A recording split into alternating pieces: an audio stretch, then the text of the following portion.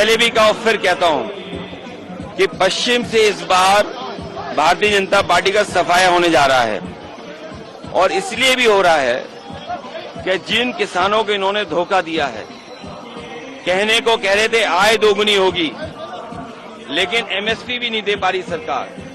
MSP का कानूनी अधिकार इंडिया गठबंधन समाजवादी पार्टी देना चाहती है और जब मौका मिलेगा तो उस पक्ष में काम करेगी। वहीं बड़े पैमाने पर नौजवानों की नौकरी छीनी और ये जानबूझ करके पेपर लीक कर रहे हैं।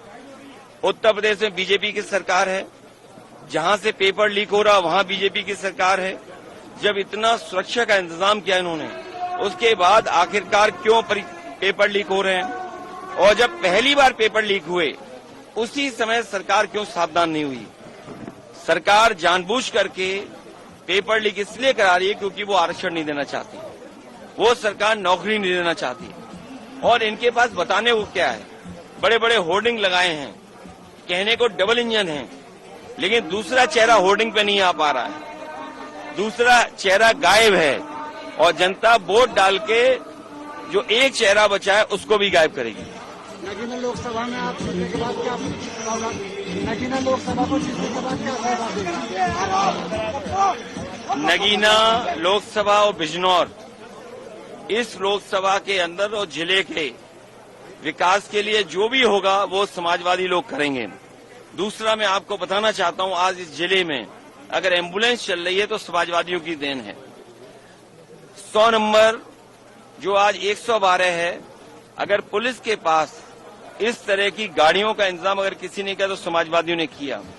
पूरे बिजनौर में सब स्टेशन, जिससे ग्रामीण क्षेत्र में और शहरी क्षेत्र में पर्याप्त बिजली का इंतजाम हो जाए, समाजवादियों की देन है। और मुझे याद है सरकार में एक अधिकारी यहाँ के थे जो रिटायर हुए थे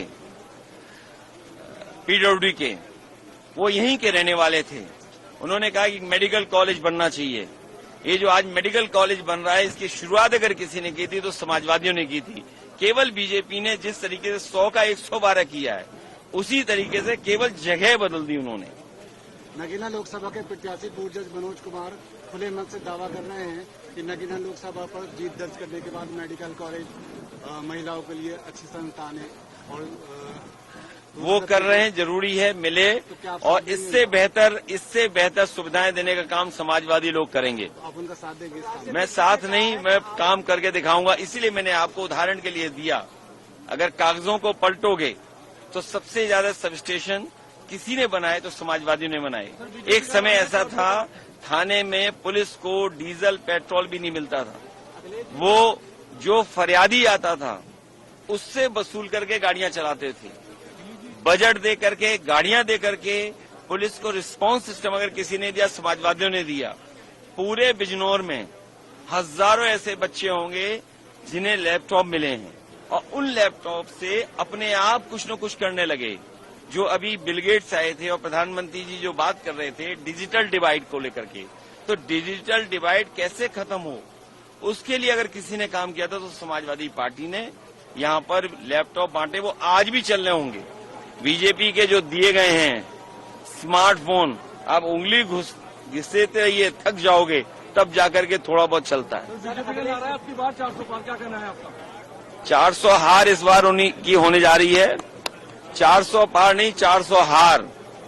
और जितने लोग हैं संविधान और लोकतंत्र को खत्म करने वाले लोग हैं, वो सब इस चुनाव में जनता के वोट से भगाए जाएंगे। अखिलेश जी, राष्ट्रीय अध्यक्ष ने कहा है कि इंडिया गठबंधन के आधे नेता जेल में हैं, आधे जेल पे हैं, क्या कहना चाहते हैं?